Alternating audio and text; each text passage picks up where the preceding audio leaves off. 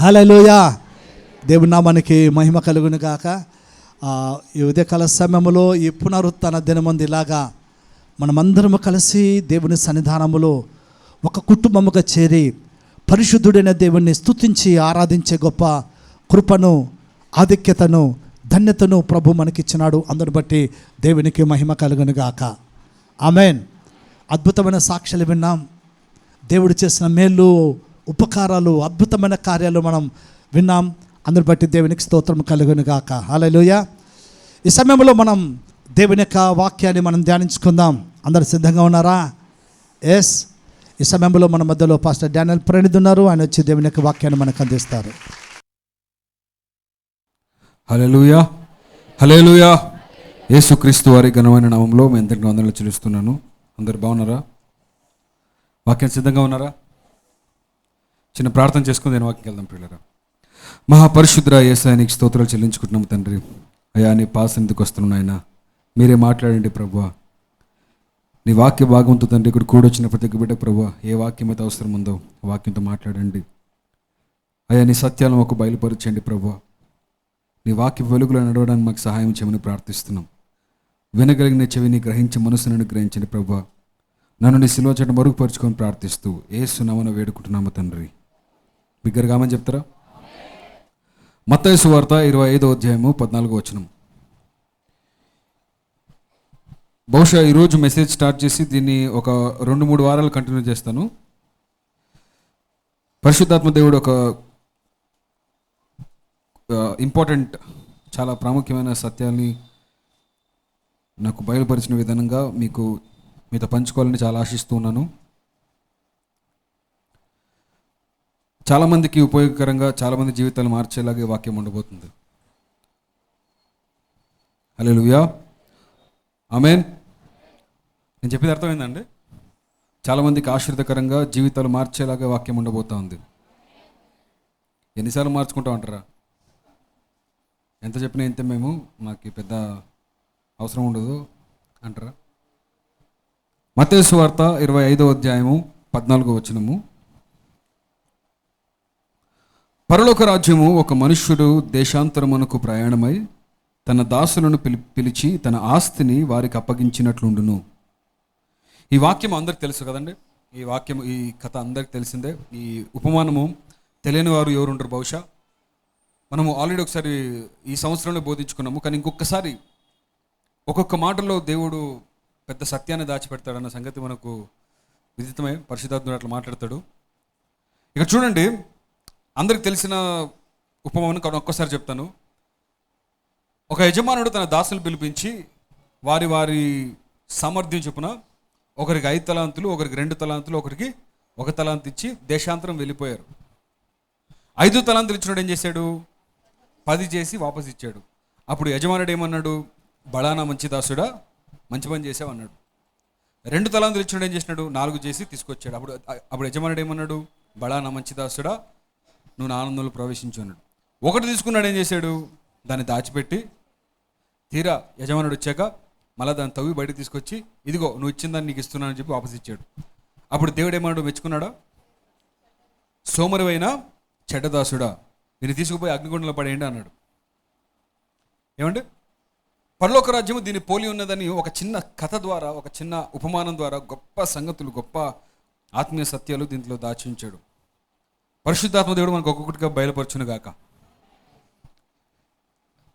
యేసుక్రీస్తు నమ్ముకున్న తర్వాత, క్రైస్తవ జీవితం ప్రారంభించిన తర్వాత ప్రతి క్రైస్తవునికి కొన్ని విలువలు ఉంటాయి. ప్రతి క్రైస్తవుడు కొన్ని విలువలతో జీవిస్తాడు. అవునంటారు కదంటారా? జీవితంలో చాలా పెద్ద నిర్ణయం తీసుకోవాల్సి వచ్చినప్పుడు, పెద్ద పెద్ద గొడవలు జరుగుతున్నప్పుడు, లేదా ఇంకా మునిగిపోతామన్న పరిస్థితులు వచ్చినప్పుడు ఈ మనకున్న విలువలు బట్టి నిర్ణయాలు తీసుకుంటూ ఉంటాం. అవునా కదా? ఫర్ ఎగ్జాంపుల్, ఇంటి తగాదాలు వచ్చినాయి అనుకోండి, ఇండ్లు అమ్ముకోవాలి, లేదా ఆస్తులు తగాదాలు వచ్చినాయి, పెద్ద పెద్ద గొడవలు అయిపోతున్నాయి. ఆ టైంలో ఇంకా అంత ప్రయత్నం చేసి లాస్ట్కి ఇంకా అయిపోయిందిరా అన్న టైంలో మనకు విలువలు అడ్డుపడతాయి. అప్పుడేం చేస్తాం? పోతే పోయినలే, ఈ లోకం మంది కాదు, మనకు శాశ్వతం కాదు, పోతే పోయినలే అనుకుంటాం. అప్పుడు వస్తుంది విలువ. అవునా కదా? ఈ క్రైస్తవ విలువలు అనేది అట్లా మనం నిలబెడుతుంది. చాలా భయంకర పరిస్థితుల్లో ఈ విలువలు ఏం చేస్తాయంటే మనల్ని నిర్ణయాలు తీసుకునేలాగా చేస్తాయి. అవునంటారు కదంటారా? పోనీ భయంకరమైన ఫెయిల్యూర్ వచ్చిందనుకోండి, ఓటమి వచ్చిందనుకోండి, మీరు చాలా ప్రయత్నం చేశారు, ఎంత ప్రయత్నం చేసినా ఫెయిల్ అయిపోయారు. ఆ టైంలో మనకు వచ్చే ఏంటంటే, సరే దేవుని చిత్తం ఇలా ఉందేమో అనుకుంటాం. నిజమే, అర్థమవుతుందా? పలకండి. మన క్రైస్తవ విలువలు అలాంటివి. అంటే ఇవి చాలా ఫండమెంటల్ ట్రూత్స్. ఇవన్నీ మన జీవితాలు నిలబెట్టే ట్రూత్స్. ఇవన్నీ మన సత్యాలు. ఇవి ప్రతిరోజు వాడము. చాలా భయంకర పరిస్థితులు ఉన్నప్పుడు అప్పుడు వాడతాం. యాక్సిడెంట్ అయి చచ్చిపోవాల్సిన టైం వచ్చినా కూడా, ఏదో కాలు చేతులు ఇరుక్కోటి బయటకు వచ్చినా కూడా ఇది దేవుని చిత్తమేమో అనుకుని బయటకు వస్తాం. ప్రపంచంలో ఎవడు అనుకోడు అట్లా, క్రైస్తవుడు మాత్రం అనుకుంటాడు. అర్థమవుతుందండి? అంత విశ్వాసం ఉంది మనకి. నేను చెప్పే అర్థమవుతుందా? అంటే దేవుడు ఇలా కాపాడాడు. అందరూ దేవుని మామూలుగా అయితే అందరూ దేవుని తిట్టుకునే వాళ్ళైతే, మనం మాత్రమే సరే దేవుడు ఏదో కార్యం చేసినాడు అనుకుంటాం. నేను చెప్పే అర్థమవుతుందా? ఐసీలో ఉన్నా సరే దేవుని మహింపరిచే వాళ్ళం మనం. మన విలువలు అలవి, దాన్ని ఏమంటారు, విలువలు అంటారు. మన విలువలు. మీరు భయంకరమైన పాపం చేయకుండా అడ్డుపడేది ఏంటి చెప్పండి? చచ్చిపోతే నరకన పోతానేమో. ఆ విలువ మీద మన జీవితాన్ని కట్టేస్తూ ఉంటాం. అవునంటారు కదంటారా? చిన్న చిన్న అబద్ధాలు ఆడక వెనక తిరిగేమో, కానీ భయంకరమైన పాపాలు చేయాల్సిన టైం వచ్చినప్పుడు ఏం చేస్తారు? ఆ నిర్ణయం తీసుకున్నప్పుడు ఏం చేస్తారు చెప్పండి? మన విలువలు అడ్డం పడిపోతాయి. నేను చెప్పే అర్థమవుతుందా? అలాంటి ఒక విలువని ఈరోజు మనం నేర్చుకోబోతున్నాం. The fundamental truths. దీని ఏమంటారంటే, ఇవి ఫండమెంటల్ ఏమంటారు? ఇది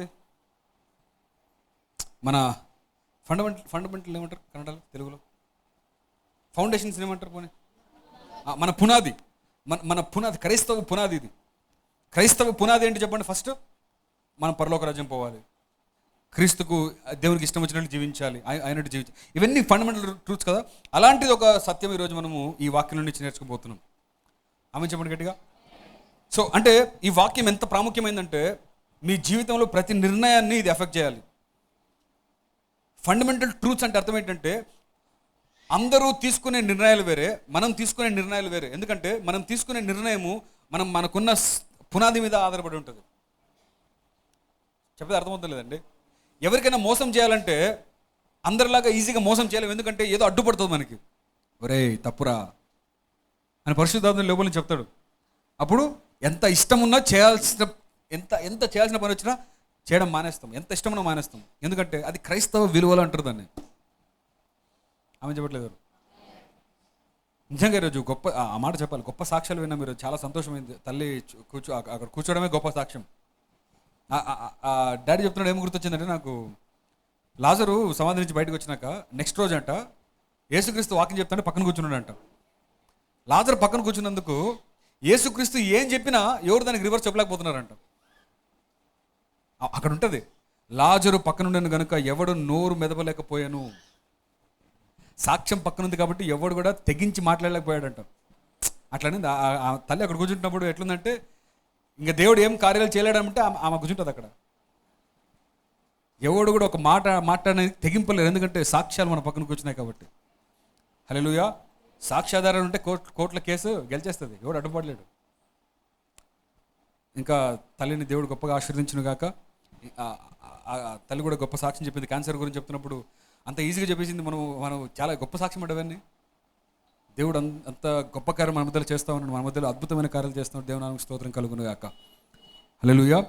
సరే, మన ఫండమెంటల్స్ గురించి అంటే ఈరోజు చాలా ప్రాముఖ్యమైన సంగతి. అందుకే నేను చెప్తున్నాను, ఒక 2-3 వారాలైనా సరే దీన్ని బాగా లోతుగా దిగిపోయేలాగా దేవుడు మనతో మాట్లాడిన గాక. 14వ వచనం చూడండి. పరలోక రాజ్యము ఒక మనుష్యుడు దేశాంతరమునకు ప్రయాణమై తన దాసులను పిలిచి తన ఆస్తిని వారికి అప్పగించినట్లు ఉండేను. అదొక్క మాట మీద ఈరోజు మనం ధ్యానం చేద్దాం. ఎవరిని పిలిచాడంట? తన దాసులు పిలిచాడంట. ఏమిచ్చాడంట? తన ఆస్తిని ఇచ్చాడంట. ఇచ్చాడా? అప్పగించాడా? అప్పగించాడు. ఏమండి, మిమ్మల్ని హానెస్ట్గా క్వశ్చన్ అడుగుతున్న ఆన్సర్ చేయండి. మీ ఆస్తిని మీ పిల్లలకి ఇస్తారా? రోడ్లో పోయే వాళ్ళకి ఇస్తారా? మీ దాసులకు ఇస్తారా? మీ ఇంట్లో పనిచేసే వాళ్ళకి ఇస్తారా? నిజంగా చెప్పండి, ఇస్తారా? అట్లా ఇయ్యరు కదా.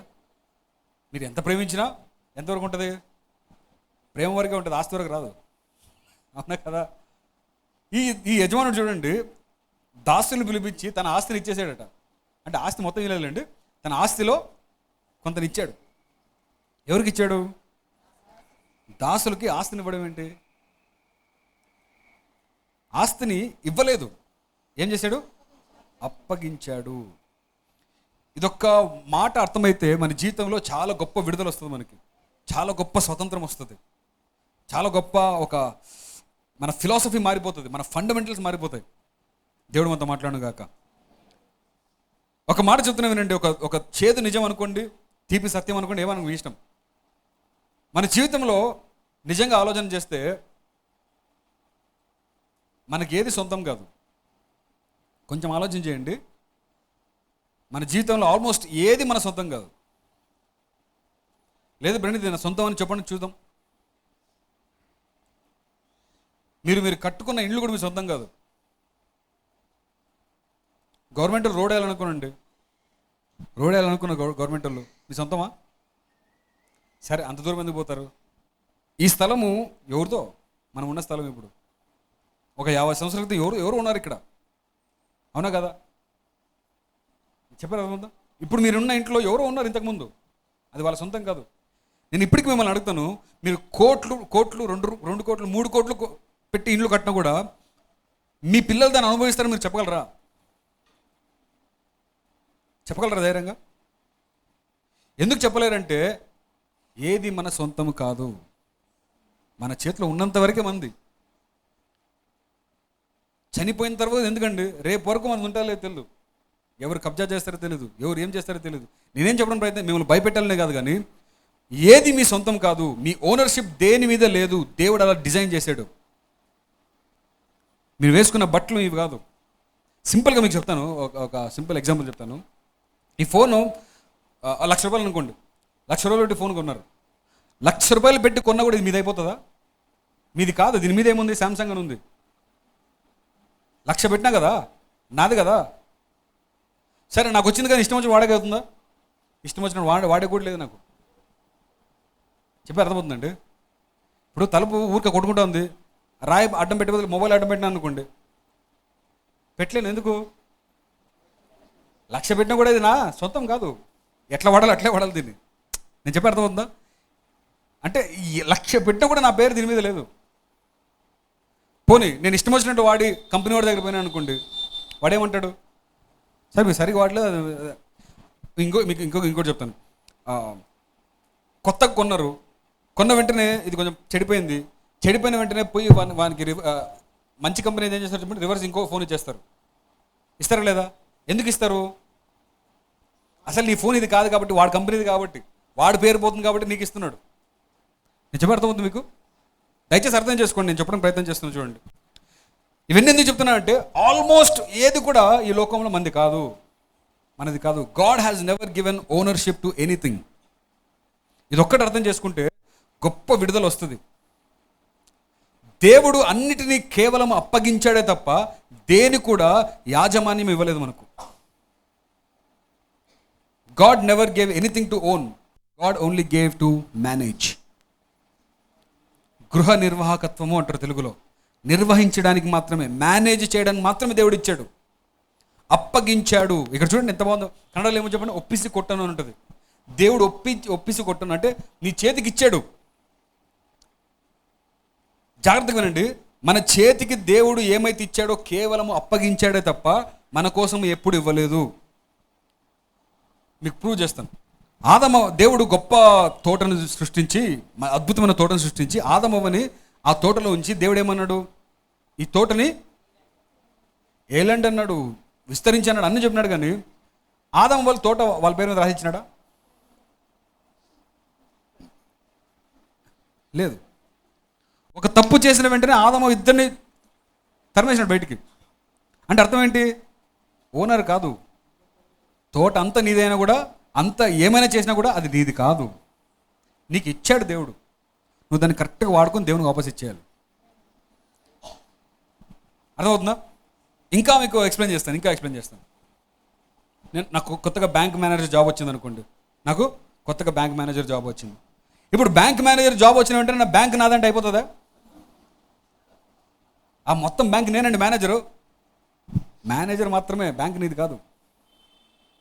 అవును, నువ్వు చెప్పినట్లే నడుస్తుంది, అంత కరెక్ట్. కాకపోతే బ్యాంక్ నీది కాదు. నువ్వు చెప్పినట్లే నడుస్తుంది, నువ్వు పెట్టిన రూల్స్ ఉంటాయి, కానీ బ్యాంక్ నీది కాదు. ఎంతవరకు నీది? పని ఉన్నంత వరకు. సర్వీస్ అయిపోయినాక పద, అంతే. నువ్వు ఎంత బాగా చేసినా ఎంత బాగా చేయకపోయినా అక్కడి నుంచి వెళ్ళిపోలేదు. సర్టన్ టైం అన్నది ఉంటుంది. ఇప్పుడు మీకు ఒక క్వశ్చన్ అడుగుతాను, ఆన్సర్ చేయండి. కొంతమంది మాత్రం కరెక్ట్గా ఆన్సర్ చేయగలరు, అందుకే ఆలోచించాలి. నేను ఒక కంపెనీ పెడతాను అనుకోండి, నేను కంపెనీ పెట్టాను, ఆ కంపెనీ చాలా హిట్ అయిపోయింది, పెద్ద హిట్ అయిపోయింది, చాలా పెద్ద కంపెనీగా మారిపోయింది. అది కొన్ని కోట్ల లాభం వస్తూ ఉంది.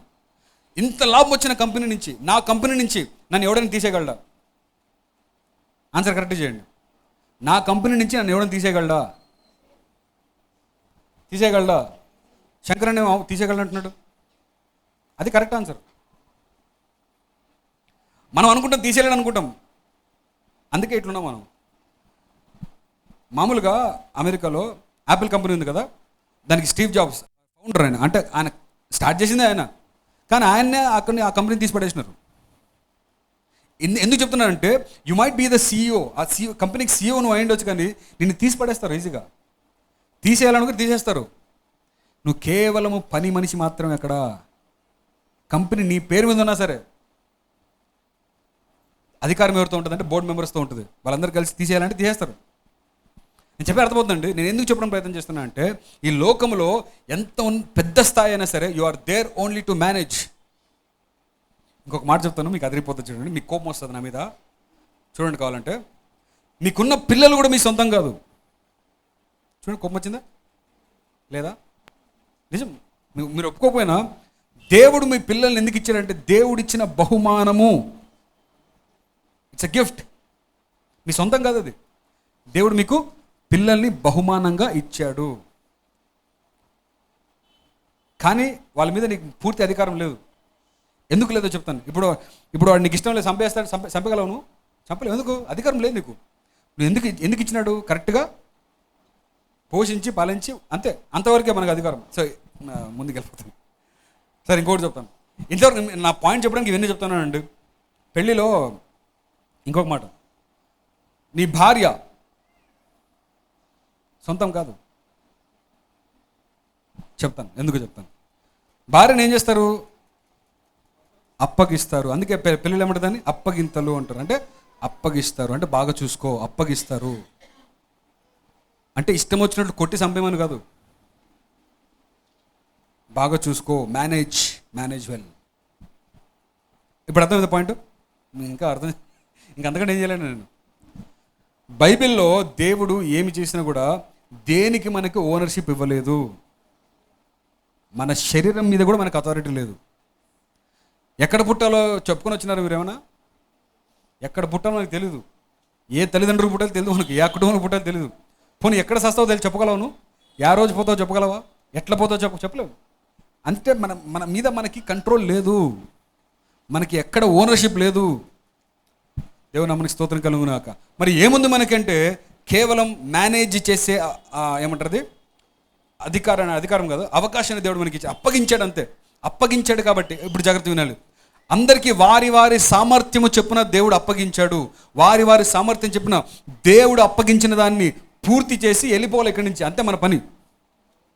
ఆమె చెప్పట్లేదు ఎవరు? నీకున్న మంచి ఉద్యోగం దేవుడు నీకు అప్పగించింది, నీకున్న మంచి వ్యాపారము దేవుడు నీకు అప్పగించింది, నీకున్న మంచి పని దేవుడు నీకు అప్పగించింది, నీకున్న మంచి పిల్లలు దేవుడు నీకు అప్పగించింది, నీకున్న మంచి సేవ దేవుడు నీకు అప్పగించింది. ఏమైనా దేవుడిచ్చింది, అవన్నీ కూడా దేవుడు నీకు అప్పగించాడు.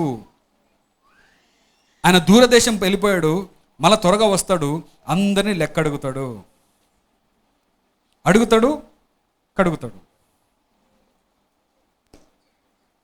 అందరినీ. ఇప్పుడు జాగ్రత్తనండి, మెయిన్ పాయింట్కి వస్తున్నాను. సో మనం చాలా జాగ్రత్తగా ఏం జీవించాలంటే, దేవుడు నీకేమైతే అప్పగించాడో దాని మీద కాన్సన్ట్రేట్ చేయాలి. ఎందుకంటే దేవుడు నీకేమైతే ఇచ్చాడో దానికి మాత్రమే నువ్వు బాధ్యుడు. ఆమె చెప్పట్లేదు.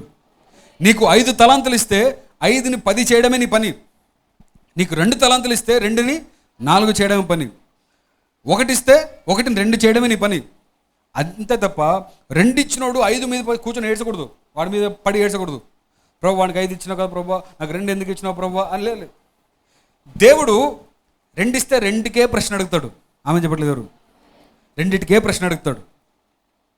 ఇప్పుడు నాకు కీబోర్డ్ వాంచకు వస్తుందండి, ఇక్కడ నీ కీబోర్డ్ వాంచకు రాలేదనుకో, దేవుడు వచ్చిన తర్వాత కీబోర్డ్ ఎందుకు నేర్చుకోలేదు అంటాడా? అసలు నీ సబ్జెక్ట్ ఆ క్వశ్చన్ రాదు నీకు. ఎందుకు రాదు? అవుట్ ఆఫ్ సిలబస్ కాబట్టి. కానీ దేవుడు ఏమడుగుతాడు?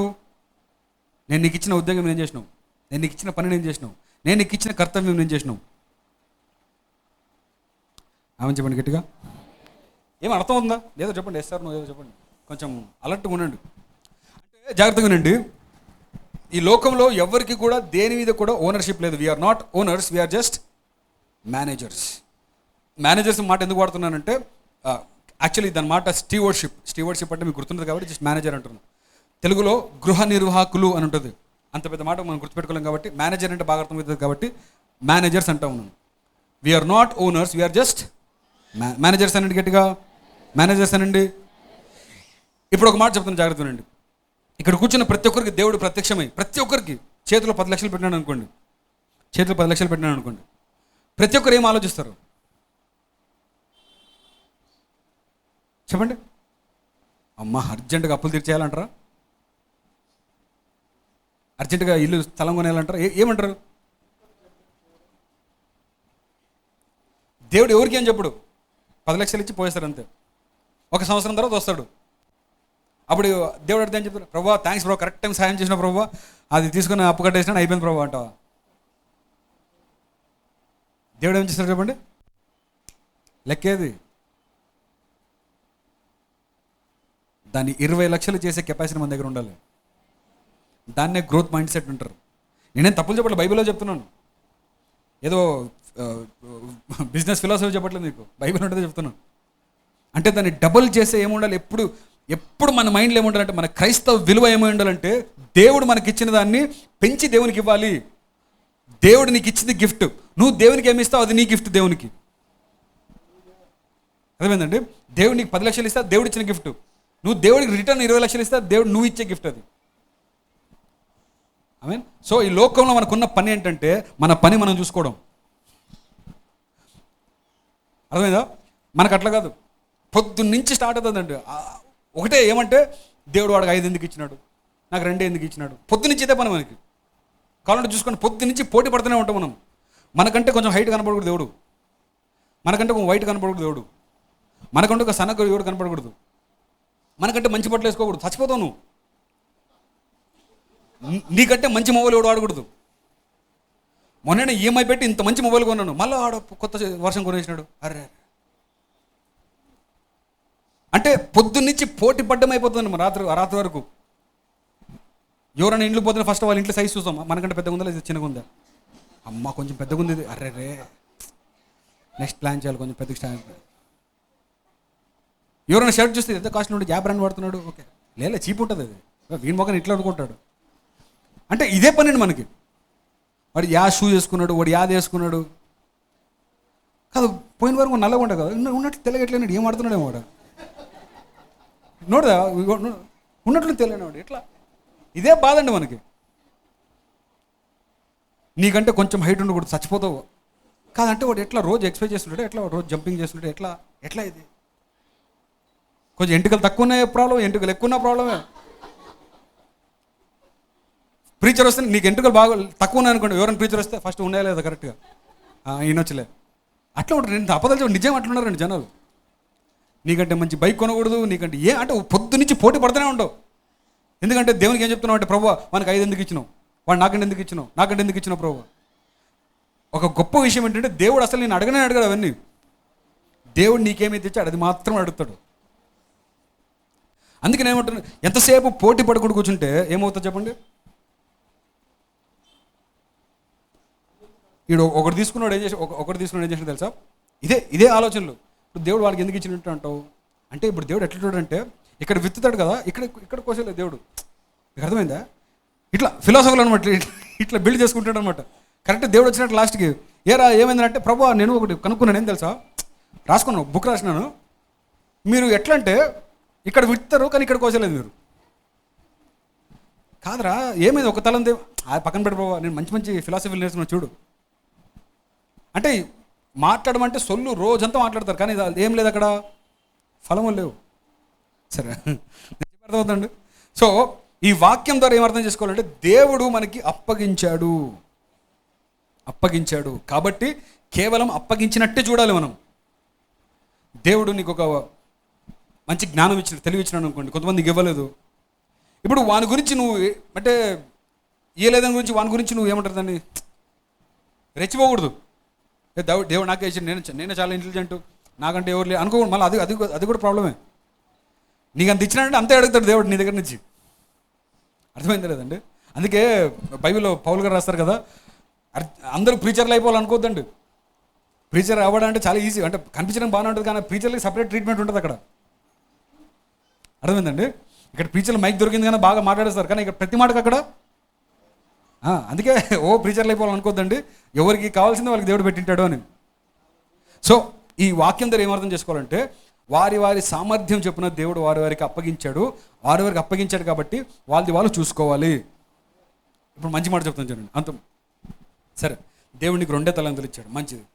ఆ రెండిట్లో నమ్మకంగా ఉంటే దేవుడు 4 చేసిందని చూస్తే నువ్వు కొంచెంలో నమ్మకంగా ఉంటావు కాబట్టి నేను ఇంకా ఎక్కువ ఇస్తానంటాడు దేవుడు.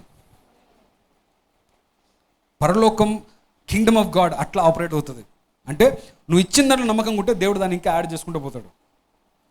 మీకు నచ్చకపోయినా ఒక చేదు నిజం చెప్తాను, వినండి. ధనవంతులు ఇంకా ఎందుకు ధనవంతులు అయిపోతారు, పేదవారు ఇంకా ఎందుకు పేదవారు అయిపోతారంటే, ధనవంతులు ఎట్లా డబల్ చేయాలని చూస్తారు, పేదవాళ్ళు ఎట్లా ఖాళీ చేయాలని చూస్తారు. మీరు నాకు మీద కోపం వచ్చినా పర్లేదు. ధనవంతుల దగ్గర డబ్బులు చేతికి వస్తే దీన్ని ఎట్లా ఇన్వెస్ట్ చేయాలా, దీన్ని ఎట్లా డబుల్ చేయాలని చూస్తారు. పేదవాళ్ళ చేతికి వస్తే వెంటనే ఉన్న కోరికలను తీర్చేసుకోవాలంటారు. నా మీద కోపం వచ్చినా పర్లేదు, నిజం చెప్తున్నాను. అందుకే ఉన్నవారు ఇంకా ఎక్కువైపోతా ఉంది, లేని వారికి ఇంకా లేకుండా పోతా ఉంది. సో ఈరోజు దేవుడు ఆ మైండ్ సెట్ మనం తీసుకొచ్చిన కాక అన్ని విషయాలు మాట్లాడుతున్నాను, డబ్బు విషయమే కాదు, అన్ని విషయాలు మాట్లాడుతూ ఉన్నాను. కొంచెం బాగా చదువుకున్న వాళ్ళు బాగానే చదువుకుంటూ ఉంటారు, లేని వాళ్ళు అసలు లేకుండా పోతూ ఉంటారు. ఎందుకంటే చెప్పండి, ఎందుకు? ఉన్నదాన్ని వాడుకున్నారు కాబట్టి. లేనప్పుడు ఏమవుతుందంటే అందరి మీద పడేడుస్తారు. ఇప్పుడు చూడండి, ఒక మంచి మాట అనుకోండి, ఎంతమంది హ్యాపీ అవుతారు చూడండి. దేవుడు ధనవంతుల్ని మెచ్చుకోడు, పేదవారు అంటే దేవునికి ఇష్టం. ఎంత ఆనందం అయిపోతుంది మనకి, బాబా సూపర్ అనిపిస్తుంది. తప్పది. దేవునికి దృష్టికి ధనవంతులు పేదవారు ఏం లేదండి, అందరూ ఆయన బిడ్డలే. ఇచ్చిన దాన్ని కరెక్ట్గా చేస్తున్నారు లేదా? ఆమెను చెప్పట్లేదు ఎవరు. మీకు ఇబ్బందిగా ఉన్నా ఆమెను చెప్పండి. దేవుని దృష్టికి ధనవంతులు పేదవాళ్ళని ఉండదు. నీకు ఇచ్చిన దాన్ని నమ్మకంగా ఉన్నావా లేదా? ఆమెను చెప్పట్లేదు ఎవరు. ఏమంటే అర్థమవుతుందా లేదా? పోనీ. సో ఏం చెప్తున్నా అంటే, దేవుడు దేని మీద మనకి ఓనర్షిప్ ఇవ్వలేదు, కేవలం మనకి ఏమిచ్చినాడు? మేనేజ్ చేయడానికి ఇచ్చాడు. అందుకే మనం కరెక్ట్గా మేనేజ్ చేస్తున్నామా లేదా మనం ఆలోచించుకోవాలి. ఎట్లా మేనేజ్ చేయాలి? మేనేజ్ చేయడం అంటే ఏంటి ముందు రోజుల్లో చెప్తాను, కానీ ఒక్కసారి గమనించండి. బైబిల్ అంతా చూడండి, బైబిల్ అంతా గమనించండి. దేవుడు ఎవరికి ఓనర్షిప్ ఇవ్వలేదు. యోసేఫుని ఉన్నతమైన స్థానంలో పెట్టినాడు, కానీ యోసేఫు ఆ రాజ్యం తన సొంతం అయిపోయిందా? లేదు. ఉన్న కాడికి తన పని చేసుకుని వెళ్ళిపోయినాడు. దావీదుని చూడండి, ఉన్న కాడికి తన పని చేసుకుని వెళ్ళిపోయినాడు. ఏమైతే ఇచ్చినాడో పని చేయడం, పోవడం, అంతే. ఇట్లా స్థాపించుకోవడం, ఇక్కడ నిలబడిపోవడం ఏమి ఉండదు. సో మనకిచ్చిన ఉద్యోగం అయినా సరే, మనకిచ్చిన పని అయినా సరే, మనకిచ్చిన వ్యాపారం ఏమైనా సరే ఏం చేయాలి? మేనేజ్ చేయడానికి మాత్రం దేవుడు ఇచ్చాడు. ఒక మంచి మాట చెప్తాను వినండి. మేనేజ్ అంటే ఏంటో చెప్పండి ఒకసారి విందాం. చాలా ఉన్నాయి దానికి మీనింగ్స్, నేను చెప్పుకుంటూ పోతాను రాబోయే వారాల్లో. కానీ ఈరోజు ఒక చిన్న మాట చెప్తాను. మేనేజ్ అంటే ఏంటంటే తక్కువని ఎక్కువ చేయడం, డూయింగ్ మోర్ విత్ లెస్. కొంత తీసుకొని దాంట్లో గొప్పగా చేయడం, doing more with less. Manage అంటే ఏంటి? ఇప్పుడు 100 మంది వస్తున్నారండి పెళ్ళికి. ఎంతమంది వస్తున్నారు? 100 మంది వస్తున్నారు. 100 మంది వచ్చినప్పుడు ఎన్ని కేజీలు చేయాలా? లెక్క. భోజనం ఎన్ని కేజీలు చేయాలండి? 15 అనుకోండి. 10 అయితే ఫుల్ అవుతుంది అందరికి, కాదా? ఏదో చెప్పండి. కేజీకి 7 మందా? 20 కేజీలు సమృద్ధిగా. ఓకే సరే.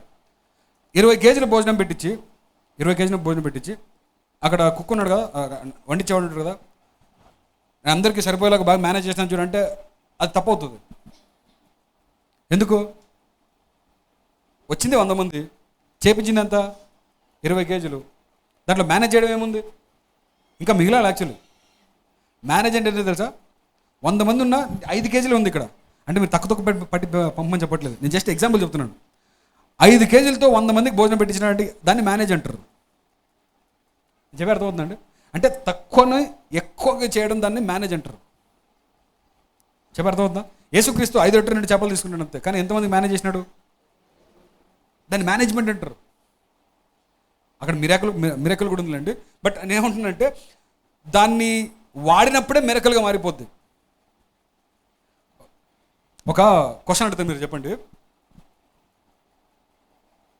ప్రపంచంలో ఏ స్థాయిలో ఉన్నా సరే, మనకి అంటే నీకు 10,000 జీతం వచ్చినా, 10 లక్షల జీతం వచ్చినా, 10 కోట్ల జీతం వచ్చినా సరే, అందరికీ ఏదో విషయంలో తక్కువ పడుతుందంట. అర్థమైందా? ఇప్పుడు ఎంత పెద్ద కంపెనీ, గూగుల్ కంపెనీ అయినా సరే, యాపిల్ కంపెనీ, కొన్ని వేల కోట్లు ఉంటాయి కదా వాళ్ళ దగ్గర, అంత కంపెనీకి కూడా డబ్బులు తక్కువ వస్తాయంట. అర్థమవుతుందండి? ఏదో చెప్పండి, ఎస్ నో చెప్పండి. నేను అర్థమవుతుందా? ఇప్పుడు 10,000 వచ్చేవాడు కూడా జీతం తక్కువ పడుతుందంట, 10 లక్షలు వచ్చేవాడు కూడా తక్కువ పడుతుందంట, 10 కోట్లు వచ్చేవాడు కూడా తక్కువ పడుతుందంట. అలాగే పెద్ద పెద్ద కంపెనీస్ కూడా ఏమవుతుందంట, డబ్బులు తక్కువ పడుతుందంట. ప్రతి ఒక్కరికి డబ్బులు తక్కువ పడుతుంది. సమృద్ధిగా ఉండి పనిచేసిన వాళ్ళు ఎవరు లేరు ప్రపంచంలో. అందరికీ తక్కువ పడుతుంది. అందరూ ఎంతో కొంత రిస్క్ తీసుకోవాల్సి వస్తుంది. ఎంతో కొంత రిస్క్ తీసుకొని చేసిన వాళ్ళే గొప్పగా సక్సెస్ అవుతారు లైఫ్లో. మీకు ఏమర్థమవుతుందేమో నేను చెప్పే అర్థమవుతుందండి మీకు? మనకు వచ్చేది తక్కువ ఉన్నా సరే, 10,000 ఉన్నా సరే, ఏదైనా చేయాలంటే మనకి, ఇప్పుడు మన చర్చ్ ఉందండి, మనం ఇంకొక చర్చ్ కట్టాలంటే మనకు అయ్యలేదు, తక్కువ పడుతుందా లేదా? కానీ ఇంతలో కూడా, అంటే దాని అర్థం ఏంటంటే, నువ్వు ఏ స్థితిలో ఉన్నా సరే అక్కడ ఖచ్చితంగా విశ్వాసం అవసరం పడుతుంది. రిస్క్ తీసుకోవాల్సి వస్తుంది. ఖచ్చితంగా ఒక అడుగు ముందుకు వెళ్ళాల్సి వస్తుంది. చెప్పే అర్థమవుతుందా? నాకు కరెక్ట్గా సరిపోయింది అన్న వాళ్ళు ఎవరు ఉన్నారు ఇక్కడ చెప్పండి? వ్యాపారంలో ఇంకా అంత కరెక్ట్ సరిపోయింది, బాగా కరెక్ట్ సరిపోయింది అంటే ఎవరు అనలేదు. ఎందుకంటే ఏదో కొద్ది తక్కువ పడిపోతుంది. ఆ తక్కువలో ఏం కావాలి మనకు? విశ్వాసం కావాలి. ఆమేన్. ఇప్పుడు 5ని 10 చేసినాడు ఈజీగా చేయలేదు. అక్కడ ఏదో రిస్క్ తీసుకుని ఉంటాడు, అది ఏదో పని చేసి ఉంటాడు, ఏదో పని చేశాడు కాబట్టి జరిగింది అది. ఈరోజు వాక్యం ధైర్యం చెప్పాలనుకుంటున్నానంటే, నువ్వు కొంచెములో నమ్మకంగా ఉండి ఒక్క స్టెప్ తీసుకున్నావంటే దేవుడు దాన్ని ఫుల్గా చేస్తాడు. దేవుడు తోడుంటాడు. దేవుడు అప్పగించాడు కాబట్టి దేవుడు సహాయం చేస్తాడు. నా మెసేజ్ అంతా ఈరోజు దేవుడే అప్పగించాడు కాబట్టి దేవుడే సహాయం చేస్తాడు. దేవుడే పిల్లల్ని ఇచ్చాడు కాబట్టి వాళ్ళకి పెంచే బాధ్యత కూడా దేవుడే, ఆమె చెప్పట్లేదు మీరు, తీసుకుంటాడండి. పిల్లల్ని అనాథలు వదిలేదు దేవుడు. ఏమీ లేకుండా అలా రోడ్డుకు వదిలేడు. ఏదో ఒక కార్యం చేస్తాడు, ఏదో ఒక అడుగు పెడతాడు దేవుడు, ఏదో ఒక సహాయం చేస్తాడు. నేనేం చెప్పడం ప్రయత్నం చేస్తున్నానంటే, దేవుడు మనకిచ్చిన అప్పగించిన పనిని మనం చేసుకుంటూ పోతే దేవుడు సహాయం చేస్తాడు. ఈరోజు మెసేజ్ ద్వారా ఏమర్థం చేసుకోవాలంటే, మనకి జీవితంలో దేని మీద ఓనర్షిప్ లేదు, కానీ అన్నిటి మీద దేవుడు ఏమిచ్చాడు? మేనేజ్ చేయడానికి ఇచ్చాడు. ఇప్పుడు ఉద్యోగంలో ఒక చిన్న పనిలో నువ్వు మేనేజ్ కరెక్ట్గా చేసినావంటే నువ్వేమైపోతావు? ఉన్నతమైన స్థానంలోకి పోతావు. చూడండి, టాప్ పొజిషన్స్ ఏమని పిలుస్తారు చెప్పండి? మేనేజర్స్ అంటారు. అవునా కదా? స్టార్టింగ్ మేనేజర్ పోస్ట్ ఇచ్చేస్తారా? మేనేజర్ పోస్ట్ అంటే, బ్యాంక్ మేనేజర్ అంటే ఏంటి? బాగా మేనేజ్ చేస్తామని అర్థం. అర్థమవుతుంది లేదండి? అంటే నీ ఎక్స్పీరియన్స్ ఉంది కాబట్టి. అలాగే దేవుడు కూడా నువ్వు చిన్న చిన్న విషయాలు నమ్మకంగా ఉండి చూసి దేవుడు ఒక్కొక్క మెట్టు పెంచుకుంటూ పోతాడు. మీరు వింటున్నారా? చిన్న పనిని నమ్మకంగా చేసుకుని పోయినామంటే దేవుడు కొంచెం నెక్స్ట్ ఇంకా కొంచెం ఇస్తాడు, ఇంకా కొంచెం పెద్దగా చేస్తాడు. ఇచ్చిన పని నువ్వు ఏడ్చుకుంటూ కూర్చున్నావు అనుకో, ప్రభు తన తక్కువ ఇచ్చిన ప్రభు, నువ్వు నమ్మకంగా లేవు ప్రభు, నాకు అందరికి బాగా చేసిన ప్రభు, నాకు మాత్రం ఇదే గొనుక్కుడు కూర్చున్నావు అనుకో, ఉన్నది కూడా పోతుంది. అప్పుడు దేవుని అనే ప్రయోజనం లేదు. దేవుడు ఏమిచ్చినా సరే నీ చేతికి ఇచ్చినంత నువ్వు శక్తి లోపం లేకుండా చేయాలి. హల్లెలూయా. దేవుడు మీతో మాట్లాడను గాక, బ్రెయిన్స్ ఓపెన్ చేయను గాక యేసునామములో. హల్లెలూయా. ఈ వాక్యం లోపలికి వెళ్ళిపోయిన వరకు చెప్తూనే ఉంటాను. ఆమేన్. ఎందుకంటే మనము ఓనర్స్ కాదు, ఈ లోకంలో మనము ఓనర్స్ కాదు. We are not owners, we are just managers. Stewardship, గృహ నిర్వాహకత్వము ఆది నుంచి దేవుడు ఏం చేశాడు? కేవలము అప్పగించాడు. పేతురుని అడుగుతాడు, పేతురు నువ్వు నన్ను ప్రేమిస్తున్నావా? అప్పుడు పేతురు ఏమంటాడు? ప్రేమిస్తున్నాం ప్రభు. అప్పుడు నువ్వేం చేయాలి? నా సంఘానికి నా గొర్రెలను మేపుము అంటాడు. అంటే గొర్రెలు కోసం ఏమని చెప్పలేదు, ఏం చెప్పినాడు? మేపమన్నాడు. అంటే మేనేజ్ చేయి, దాన్ని పెంచమన్నాడు, గ్రోత్ ఇంప్రూవ్ చేయి. దేవుడిని చేతికి ఏమి ఇచ్చినా కూడా దాన్ని నువ్వు గ్రో చేయాలి, దాన్ని ఇంప్రూవ్ చేయాలి. దానికోసం మనం ఉన్నాం ఇక్కడ. హల్లెలూయా. ఏది ఇచ్చినా సరే దాన్ని మనము ఖచ్చితంగా ఇంప్రూవ్ చేయాల్సిందే. అదే మేనేజింగ్ అంటే. ఇలా చేయడానికి దేవుని సహాయం మనకు కావాలి. కొంచెం తక్కువ పడుతుంది, కొంచెం రిస్క్ తీసుకోవాల్సి ఉంటుంది, కొంచెం విశ్వాసం ఉండాల్సి వస్తుంది. అవన్నీ చేస్తేనే నెక్స్ట్ స్టెప్కి వెళ్ళగలం. మన జీవితంలో ఏ స్టెప్ తీసుకోవాలనుకున్నా అక్కడ విశ్వాసం అవసరం పడుతుంది. విశ్వాసం లేకుండా ఏ స్టెప్ తీసుకోవాల్సిన పని రాదండి, ఎప్పుడు రాదు. ఖచ్చితంగా విశ్వాసం అవసరం పడుతుంది. జీవితాంతం మనకి విశ్వాసం అవసరం పడుతూనే ఉంటుంది. ఉద్యోగంలో కానివ్వండి, ఆరోగ్యంలో కానివ్వండి, దేంట్లోనే కానీ ఖచ్చితంగా విశ్వాసం లేని స్థలం ఏది లేదు. అవునంటారా లేదంటారా? సరే, ఒక ప్రాముఖ్యమైన మాట చెప్పి నేను ముగించేస్తాను, జాగ్రత్తగా వినండి. ఇక్కడ కూడొచ్చిన ప్రతి ఒక్కరిలో అందరికీ దేవుడు ఒకటి ఇచ్చాడు. ఇక్కడ అందరిలో ఏ ఉద్యోగ భేదం లేదు, ఏ ఆస్తి భేదం ఏం లేదు. అందరికీ దేవుడు ఒకటి ఇచ్చాడు. ఏంటంటే అందరికీ దేవుడు అవకాశం ఇచ్చాడు. ఏమిచ్చాడు? ఏం అవకాశం అంటే నీకు ఇచ్చిన దాన్ని డబుల్ చేసే అవకాశం అందరికి ఇచ్చాడు దేవుడు. నీకు ఇచ్చిన జీవితాన్ని ఆయనకి తిరిగి ఇవ్వడానికి దేవుడు అవకాశం ఇచ్చాడు. అందరికీ దేవుడు ఛాన్స్ ఇచ్చాడు. వారి వారి సామర్థ్యం చొప్పున.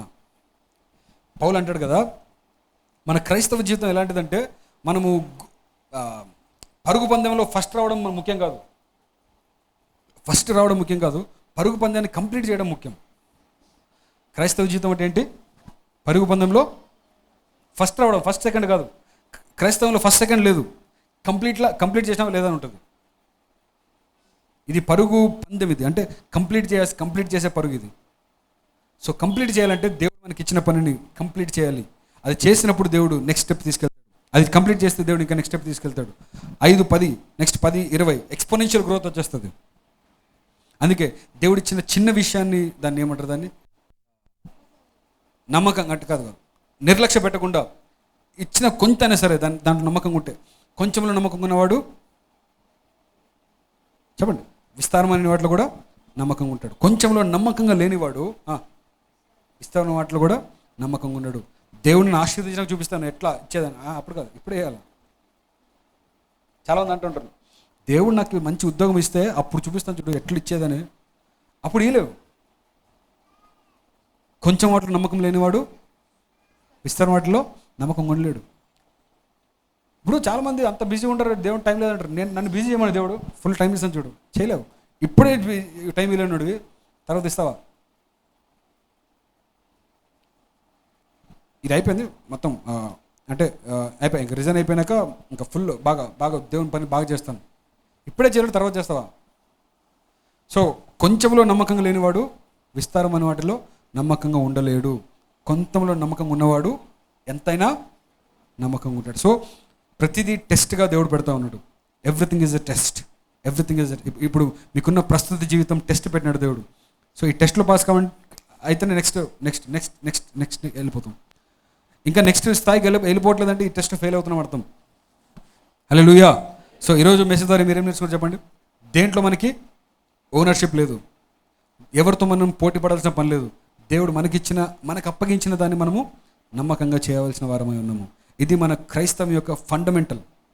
ఇది మన క్రైస్తవ విలువలు ఫండమెంటల్, అంటే పునాది ఇది. ఆమేన్. దేవుడు ఈ వాక్యంతో మీతో మాట్లాడును గాక. అందరు కళ్ళు మూసుకొని ప్రార్థన చేద్దాం ప్రియులారా. మహాపరిశుద్ధ యేసయ్యనికి స్తోత్రాలు చెల్లించుకుంటాము తండ్రి. విత్తబడిన వాక్యం బట్టి స్తోత్రం నాయన. దాని ఫలములు తండ్రి మేము చూసే కృప అనుగ్రహించమని ప్రార్థిస్తున్నాం తండ్రి. అయ్యా మీరిచ్చిన ఏదైనా సరే ప్రభువా, మీరు అప్పగించిన దాన్ని నమ్మకంగా తండ్రి ప్రభువా నిర్వహించడానికి మాకు కావాల్సిన పరలోక జ్ఞానం అనుగ్రహించండి. శక్తిని సామర్థ్యం దయచేయమని ప్రార్థిస్తుంది. నీకు స్తోత్రం. కూడి వచ్చిన ప్రతి బిడ్డకు ప్రభువా ఈ వాక్యం తండ్రి ప్రభు వాళ్ళ జీవితంలో ఫలమును ప్రార్థిస్తుంది. నీకు స్తోత్రం. జరగబోయే కార్యక్రమం నీ చేతికి అప్పగిస్తూ యేసు నామమున వేడుకుంటున్నాము తండ్రి. ఆమేన్. మనం ప్రార్థన చేసుకుందాం. అందరూ కూడా మన కళ్ళు మూసుకుందాం. ప్రార్థన. సర్వశక్తిమంతుడైన మా తండ్రి, జీవము కలిగిన యేసు ప్రభువా, పరిశుద్ధుడా, నీకు వందనాలు చెల్లించుకుంటున్నాం నాయన. ఈ దినాన్ని బట్టి నీకు కృతజ్ఞతాస్తుతి మేము చెల్లించుకుంటున్నాం. ఈ పునరుత్థాన దినమందు నీ పాద సన్నిధిలో చేరి పరిశుద్ధుడా మిమ్మల్ని ప్రార్థించుకునే కృప మీరు మాకు ఇచ్చినారయ్యా. నీకు స్తోత్రాలు. నీ సన్నిధానంలో చేరి నేను స్తుతించి ఆరాధించే గొప్ప ధన్యతను మీరు మాకు ఇచ్చినందుకు నీకు వందనాలు చెల్లించుకుంటున్నాం తండ్రి. ఈ ఉదయకాల సమయంలో ఇద్దరికి ప్రభువా నీ వాక్య భాగం ద్వారా మీరు మాట్లాడిన ప్రతి మాటను బట్టి నీకు స్తోత్రం. మీ వాక్యం విత్తబడింది నాయన ఈ ఆరాధనలో. ఆ మాటలు నూరంతలుగా మా జీవితంలో ఫలించి ఆశీర్వదకరంగా అభివృద్ధిలోనికి మీరు నడిపించమని అడుగుతుంటున్నాం. అలాగే నీ మహిమగల పరిచర్య కొరకు విత్తబడిన కానుకను బట్టి నీకు స్తోత్రం. విత్తబడిన కానుకను మీరు ఆశీర్వదించండి నాయన. బిడ్డలు విశ్వాసముతో నీ సేవలు విత్తి ఉంటుండగా వారికి తగిన ప్రతిఫలాన్ని వారికి దయచేయండి నాయన. నీకు స్తోత్రాలు నా తండ్రి. వారికి నూరంతలుగా ప్రతిఫలం అనుగ్రహించి మీరు మహిమ పొందండి తండ్రి. అలాగే చెప్పబడిన ప్రతి ప్రార్థన విజ్ఞాపన బట్టి నీకు స్తోత్రాలు నాయన.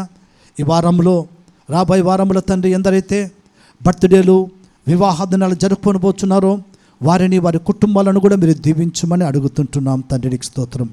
చేరి వచ్చిన బిడ్డలందరి కొరకు నేను ప్రార్థిస్తున్నాను.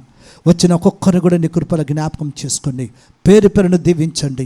వ్యక్తిగతంగా ఆశీర్వదించండి. వారి కుటుంబాల అవసరాలక్కడిని తీర్చండి. కుటుంబాల్లో ఉన్న ప్రతి పరిస్థితులు చక్కపరచండి. ప్రతి కుటుంబము నాయన నీ మేళ్ల చేత తృప్తిపరచబడాలి నాయన. ప్రతి కుటుంబము నీ ఆశీర్వాదాలు పొందుకుంటూ దినదిన అభివృద్ధిలో దినదినము ఉన్నతమైన ఆత్మీయతలు ఎదుగుతూ ఫలభరితమైన కుటుంబాలుగా ఫలభరితమైన ఆత్మీయ జీవితంలో ప్రతి విశ్వాసి ముందుకు నడిపించబడాలి. అట్టి కృపద ఇచ్చే దేవునికి స్తోత్రం. అలాగే నాయన ఇక యూట్యూబ్ ద్వారా ఎందరైతే ప్రభా ఇక వాక్యాన్ని విని ఉన్నారో వారిని వారి కుటుంబాలను కూడా మీరు దీవించమని అడుగుతుంటున్నాం తండ్రి. తిరిగి మేము మా గృహాలు వెళుతున్నాం. పరిశుద్ధాత్మడా మీరు తోడుగా నడిపించు. జరగబోయే 3వ ఆరాధనలో కూడా నాయన నీ సన్నిధి తోడుగా ఉంచి మీరు మహిమ పొందమని మీకే మహిమ ఘనత ప్రభావములు చెల్లించుకుంటూ యేసుక్రీస్తు నామములో ప్రార్థించి వేడుకొనుచున్నాము తండ్రి. ఆమెన్. తండ్రి అయిన దేవుని యొక్క ప్రేమయు యేసుక్రీస్తు యొక్క కృప పరిశుద్ధాత్మిక సహవాసము చేరి వచ్చిన మనందరికీ మన కుటుంబములకును మన సంఘమంతటికి సకల పరిశుద్ధులకును సదాకాలము తోడై ఉండునుగాక. ఆమేన్. Praise the lord. హల్లెలూయా. అందరికీ వందనాలు. God bless you. దేవుడు మిమ్మల్ని అందరినీ కూడా దీవించి ఆశీర్వదించునుగాక.